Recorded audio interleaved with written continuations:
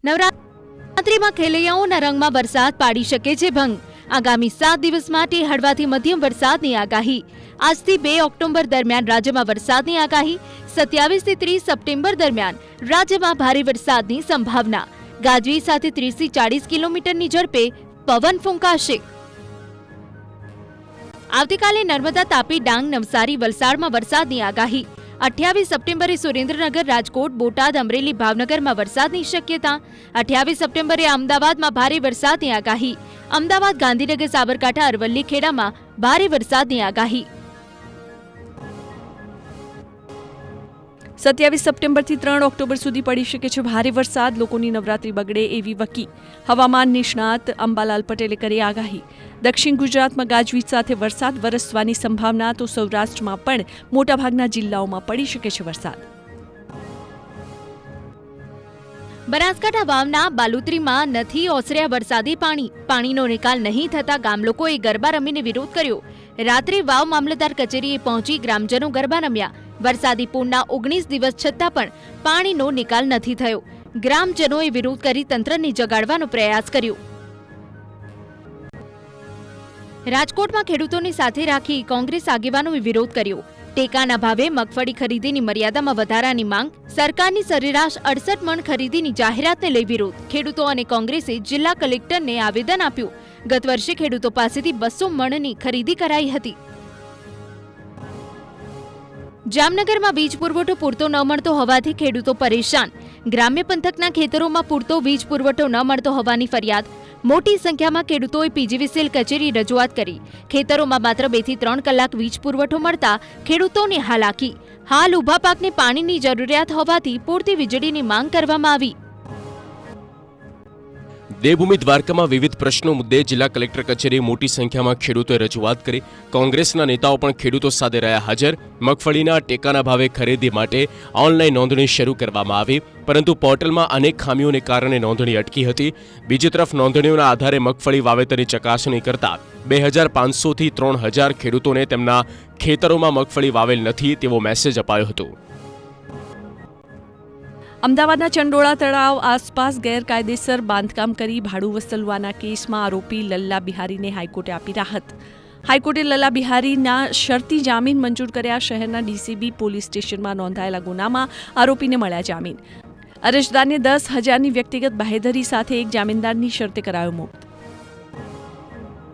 સાક્ષીઓને ધમકી કે પ્રલોભન ન આપવાની શરતે કોર્ટે જામીન આપ્યા. 6 મહિના સુધી દર મહિને એકવાર પોલીસ સ્ટેશનમાં હાજરી આપવી પડશે. સંપત્તિ અંગેનું સોગંદનામું ફાઇલ કરવું પડશે. પાસપોર્ટ કોર્ટમાં જમા કરાવવો પડશે અથવા તો ન હોવાની એફિડેવિટ આપવી પડશે. ગુજરાત બહાર જવા કે ભારત છોડવા કોર્ટની ફરજિયાત પરવાનગી લેવી પડશે. ગાંધીનગરના દહેગામના બહિયલમાં હિંસાના બીજા દિવસે પણ બજારો બંધ રહ્યા. શાંતિ અને કાયદો વ્યવસ્થા જળવાઈ રહે એ માટે પોલીસ બંદોબસ્ત ગોઠવવામાં આવ્યો. ચુસ્ત પોલીસ બંદોબસ્ત વચ્ચે ગામમાં અજંપાભરી શાંતિ. બહિયલમાં કોમી છમકલું થતા પથ્થરમારો અને આગચંપીની બની હતી ઘટના. જીટીયુ દ્વારા લેવાયેલી નર્સિંગ સ્ટાફની ભરતી પ્રક્રિયામાં વિવાદનો મામલો. વિવાદિત આન્સર કી સામે હાઈકોર્ટે નારાજગી વ્યક્ત કરી. તમામ પ્રશ્નોના એબીસીડી જવાબ મામલે હાઈકોર્ટે આશંકા વ્યક્ત કરી. ચોક્કસ વ્યક્તિઓને ગોઠવવા માટે ગોઠવણ કરાઈ હોવાનો હાઈકોર્ટનો મત. ગુજરાત હાઈકોર્ટનું એડવોકેટ જનરલને તાત્કાલિક તેડો. શિક્ષણ વિભાગની સૂચના બાદ અમદાવાદની 7th ડે સ્કૂલમાં નિરીક્ષકોની નિમણૂક. સ્કૂલમાં ડીઓ કચેરીના 2 અધિકારીઓ રહેશે હાજર. સ્કૂલ શરૂ થયા બાદ તમામ ગતિવિધિ પર રખાશે નજર. વાલી સમિતિના રિપોર્ટ મુજબ સુરક્ષાના પગલાં ભરવાના હજુ બાકી. સ્કૂલ કોલેજનો પ્રવેશ અલગ નહીં કર્યો હોવાનો ઉલ્લેખ. ડીઓના આદેશ બાદ પણ સ્કૂલની ખામી નથી કરાઈ દૂર. અમદાવાદમાં મેટ્રો કોર્ટના ખોટા ઓર્ડર બનાવવા બદલ વકીલની ધરપકડ કરવામાં આવી. આરોપીને એક વ્યક્તિએ પોતાની માતાના મરણના દાખલામાં નામ ખોટું હોવાથી સુધારાનું કામ આપ્યું, જે માટે આરોપી વકીલે પોતાના કમ્પ્યુટર દ્વારા મેજિસ્ટ્રેટના સહી સિક્કાવાળો નકલી ઓર્ડર તૈયાર કર્યો હતો. આ કૃત્યમાં અન્ય કોઈની સંડોવણી છે કે કેમ તેની તપાસ. સુરેન્દ્રનગરની સત્યજીવન હોસ્પિટલમાં ગેરરીતિ બાબતે 2 તબીબને પ્રાંત અધિકારીનું સમન. 15 સપ્ટેમ્બરે હોસ્પિટલમાં સોનોગ્રાફી મશીન સીલ કરાયું હતું.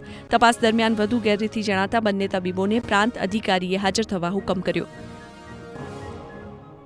સુરતની વીર નર્મદ યુનિવર્સિટીમાં પ્રોફેસર તરીકે ઓળખીતાની ભરતી કરવાના નિયમો બદલ્યા હોવાની આશંકા. પ્રોફેસરની ભરતી બોર્ડ ઓફ મેનેજમેન્ટે મુલતવી રાખી. 7માંથી અમુક અધિકારીઓની પત્નીના સમાવેશ માટે નિયમો બદલ્યા હોવાની ચર્ચા. માનીતા વ્યક્તિનો સમાવેશ ન થતા નિયમ બદલવા દબાણ કર્યું હોવાનો પણ આક્ષેપ. સુરત ભાજપના ધારાસભ્ય પ્રવીણ ઘોઘારીની મુશ્કેલી વચ્ચે. ગોડાદરાના જમીન કૌભાંડમાં ધારાસભ્ય સામે વધુ તપાસ કરવા માટે કોર્ટે લીલી ઝંડી આપી.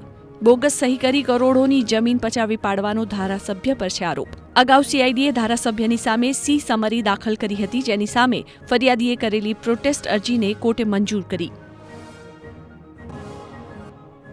સુરત શહેરમાં ટ્રાફિક પોલીસની ટીમ દ્વારા કાર્યવાહી. નવરાત્રીને લઈ વિવિધ પોઈન્ટ બનાવી તપાસ કરાઈ.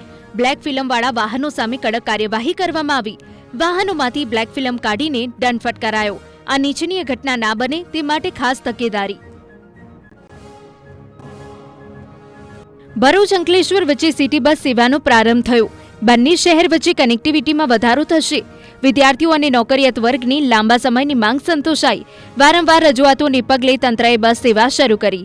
ધારાસભ્ય રમેશ મિસ્ત્રીએ સિટી બસને લીલી ઝંડી આપી.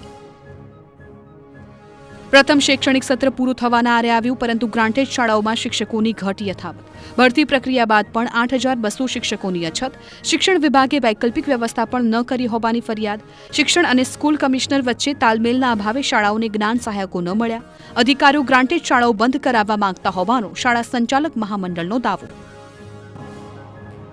ભરૂચમાં તંત્રએ ઓપરેશન ડિમોલેશનનો વધુ એક રાઉન્ડ યોજ્યો. અંકલેશ્વર અર્બન ડેવલપમેન્ટ ઓથોરિટીએ ગેરકાયદે બાંધકામો પર ફેરવ્યું બુલડોઝર. જાડેશ્વર ચોકડી પાસે વિનય અને ભાગ્યોદય કોમ્પ્લેક્સના દબાણો હટાવવામાં આવ્યા. વિશ્વની સૌથી મોટી બિલ્ડિંગ મટીરિયલ અને સોલ્યુશન કંપની અદાણી સિમેન્ટે ફ્યુચર એક્સના લોન્ચની જાહેરાત કરી.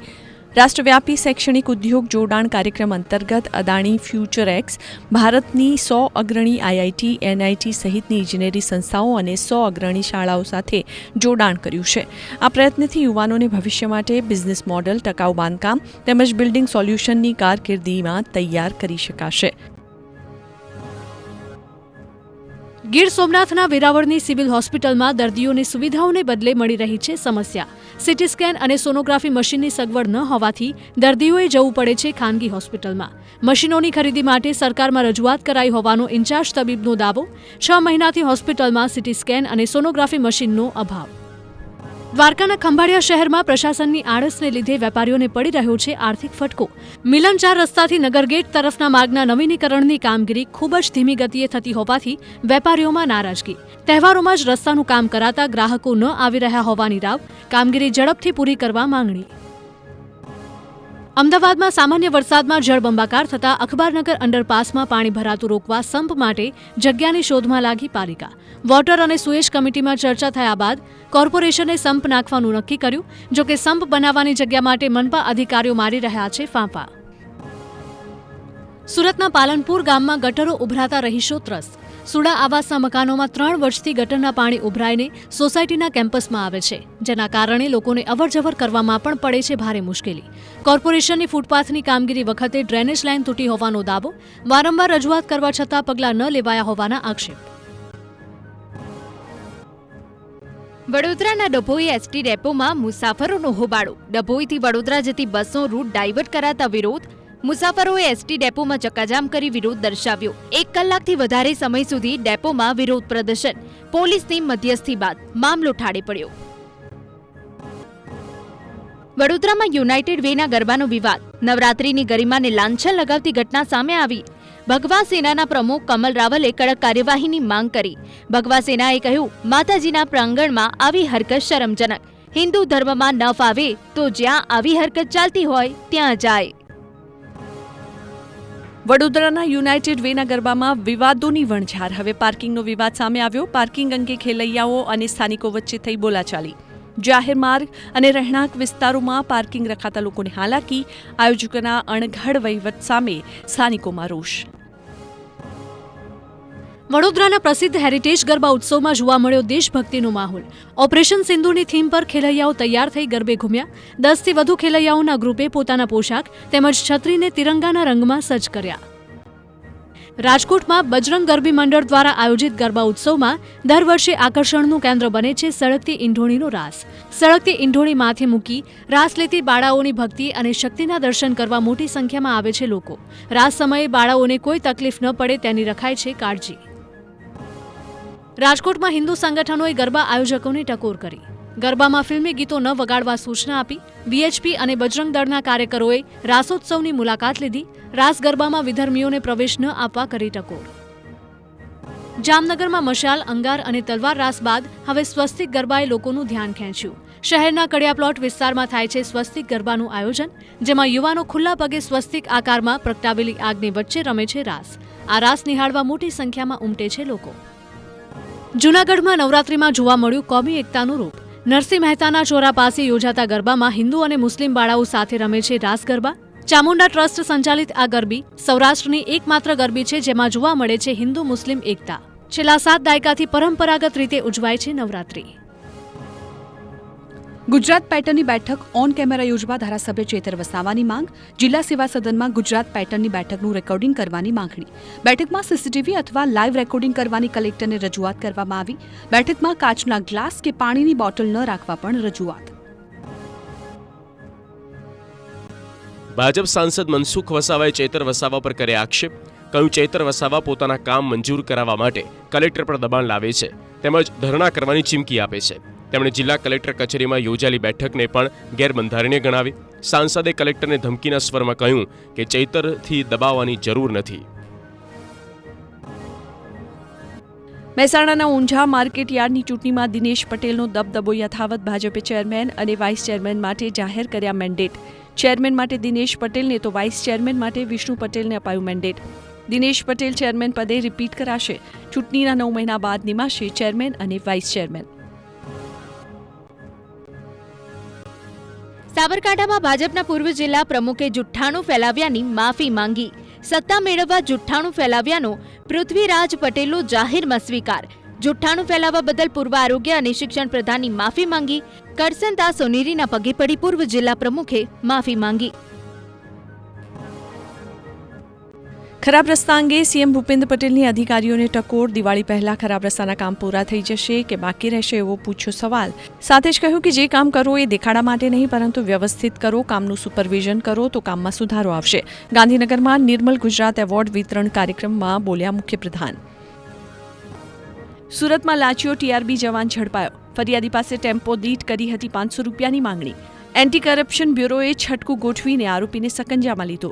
2 ટીઆરબી જવાનોએ કુલ 15,000ની લીધી હતી લાંચ. 1 ટીઆરબી જવાનની ધરપકડ જ્યારે બીજો વોન્ટેડ જાહેર. અરવલ્લીના ભિલોડા પોલીસે વિવાદિત પોસ્ટ વાયરલ કરનાર શખ્સની કરી ધરપકડ. સોશિયલ મીડિયામાં અભદ્ર ટિપ્પણી સાથેની રીલ વાયરલ કરતા કાર્યવાહી. યુવકની અટકાયત કરી કાયદેસરની કાર્યવાહી શરૂ કરી. સુરતમાં વધુ એક ડાયમંડ કંપનીએ ફેરવ્યું ફુલેકું. 50 કરોડની ઉચાપત બદલ કંપનીના ડિરેક્ટર સહિત 3 લોકો સામે ફરિયાદ. જુસ્કો જનરલ ટ્રેડિંગ કંપનીના ડિરેક્ટર ઠગાઈનો ભોગ બન્યા. પહેલા નોરતે જ આરોપી પિતા પુત્રોના સોનાણી જ્વેલર્સનું કરવામાં આવ્યું હતું ભવ્ય ઉદ્ઘાટન. સુરતમાં હીરા વેપારી સાથે છેતરપિંડી કરનાર પોલીસની ગિરફ્તમાં આવ્યો. આરોપીએ 1 કરોડ રૂપિયાથી વધુના હીરા ખરીદી નાણાં ન ચૂકવ્યા. 45 થી 60 દિવસમાં ચૂકવણું કરવાની શરતે હીરા ખરીદ્યા હતા. વેપારીની ફરિયાદ બાદ પોલીસની આર્થિક ગુના નિવારણ શાખાએ આરોપીની ધરપકડ કરી. હજુ 2 શખ્સ ફરાર. જૂનાગઢ પોલીસે 1,59,00,000ની ઠગાઈ કેસમાં પિતા પુત્રની ધરપકડ કરી. આરોપી બાપ દીકરાએ માર્કેટિંગ યાર્ડમાં 60 વેપારીઓની જણસી ખરીદી હતી, જેના નાણાં ન ચૂકવીને છેતરપિંડી આચરી હતી. સમગ્ર મામલે વેપારીઓએ નોંધાવી હતી પોલીસ ફરિયાદ. વડોદરામાં ગરબામાંથી પરત આવતા યુવક યુવતી લૂંટાયા. અંકોડિયા કેનાલ રોડ પાસે અવાવરૂ સ્થળે થઈ લૂંટની ઘટના. બુકાનીધારી 3 શખ્સોએ લૂંટ્યા દાગીના, રોકડ અને મોબાઈલ. અંધારાનો લાભ લઈ યુવકની બાઇક રોકી લૂંટારાઓએ લૂંટ ચલાવી. ઘટનાને લઈ પોલીસે તપાસ હાથ ધરી. નડિયાદ પોલીસે મેફેડ્રોન ડ્રગ્સ સાથે એક વ્યક્તિની ધરપકડ કરી. શહેરના પોશ વિસ્તારમાં આવેલા પીચ ચોકડીની સોસાયટી પાસેથી આરોપીની ધરપકડ. આરોપી અશ્વિન ઉર્ફે ચાલો ઠક્કર વડોદરાનો હોવાનું સામે આવ્યું. બાતમીના આધારે આરોપી સકંજામાં.